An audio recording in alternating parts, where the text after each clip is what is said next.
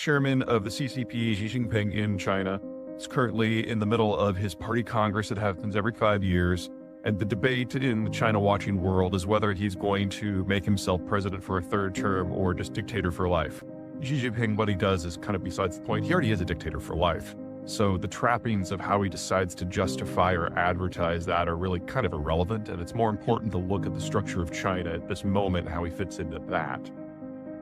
China's a tough place to govern. It's a huge country with a massive amount of geographic diversity, and even though the Han supermajority is over 90% of the population, the regions are so distinct that there's a lot of identities even within the ethnicity. North on the Yellow River, you've got the North China Plain, which is where about half the Chinese population lives, and it has always been tight in the grip of Beijing. In the south, you've got the cities from Shanghai going down to Hong Kong, which have always been a little secessionist and more integrated with foreign zones, especially when it comes to their food supply. So they've always had their own identity.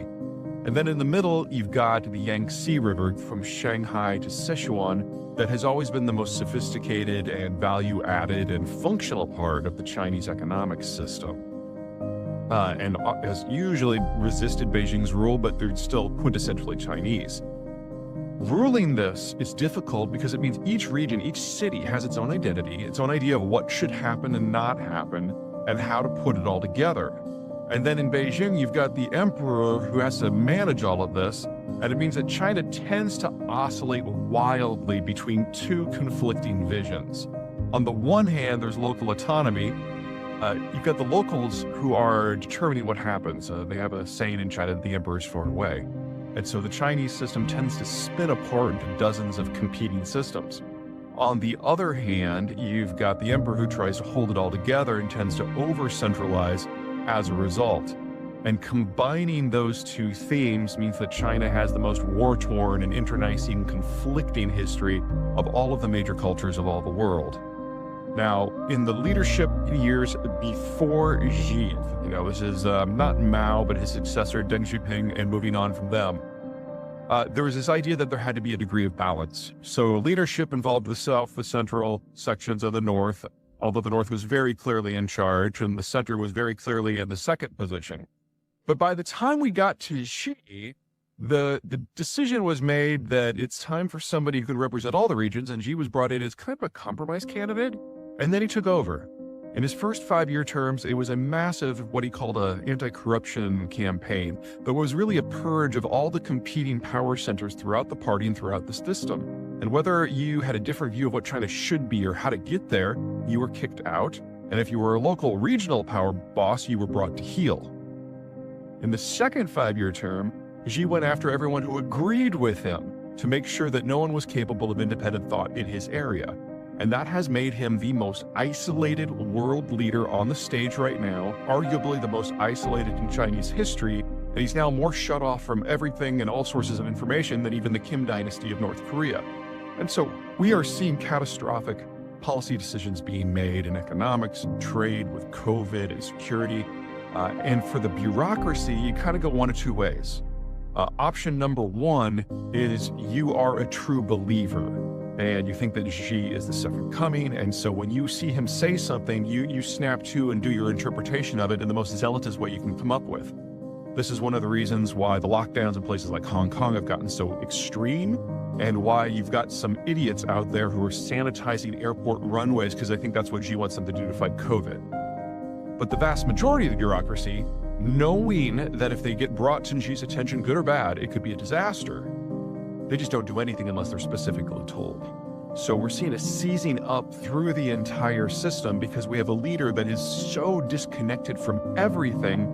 He's making decisions without any information whatsoever because nobody wants to bring it to him.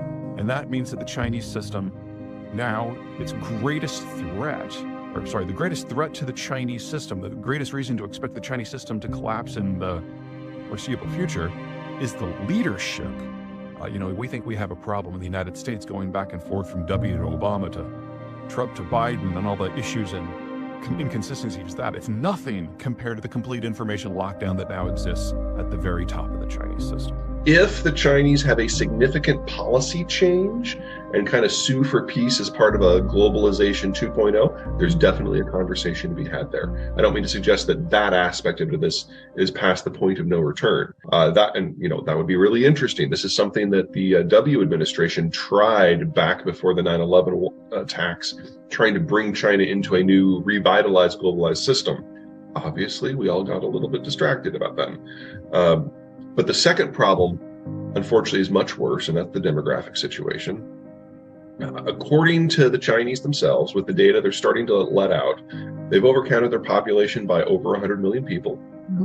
All of those overcounts were people who would have been born since the one-child policy has been adopted, which was 40 years ago, so people 40 and under.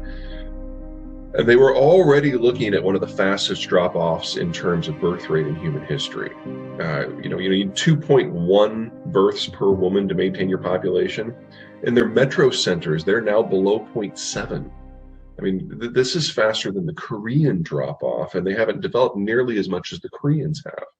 So if these numbers are true, they're going to lose almost 2 Americas of population in just the next 30 years. And the average age will be older than the Japanese are now. This is not something, we don't even have a model. If you're talking about a population that drops by almost half in 30 years and the people that are left are in their 50s and 60s, I don't see how that can function. But we are in unprecedented times. I get surprised all the time. The Chinese still need access to the wider world. I mean, if they can keep their output up, they still need a place to sell it. If the Africans experience Korean-style growth for the next 30 years, it doesn't even take them a quarter of the way of where they would need to do to be able to sustain that level of consumption. And that the United States will force some sort of second phase globalization on the world, yes. But what made globalization 1 work is most of the world was devastated. And not only was the American deal good, it was really the only one on the table. I don't think there's a belief at this point that the United States is willing to go that far or cut to the bone that much on economic matters in order to get its way. The American political system really is in a period of retrenchment, regardless of what happens with Biden and Trump. And the degree of leadership that would require, and the degree of acceptance that the rest of the world would have to generate, I don't think that's on deck. Let me give you 2 reasons. One, why I don't think the Chinese would go for it, and the second one, how I would do it if I was, king for a day. The Chinese have degraded into a cult of personality that makes Mao look inclusive, and they have become hostage to their own ideology, and it's leading to a series of cascading policy decisions across the system. The COVID policy is one of those. And the capacity of the Chinese system to adapt and get out of its own way, at least at the moment, is gone.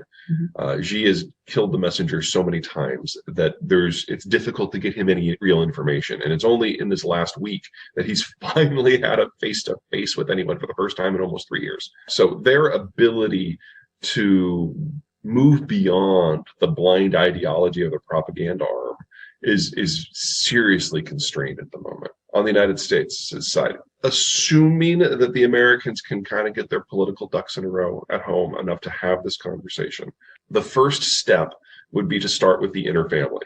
So the other Anglo states and the Mexicans, and kind of do a first round NAFTA extension combination security and economic deal. The second phase would be to bring in the countries that are consolidated already, that have good relations with the United States,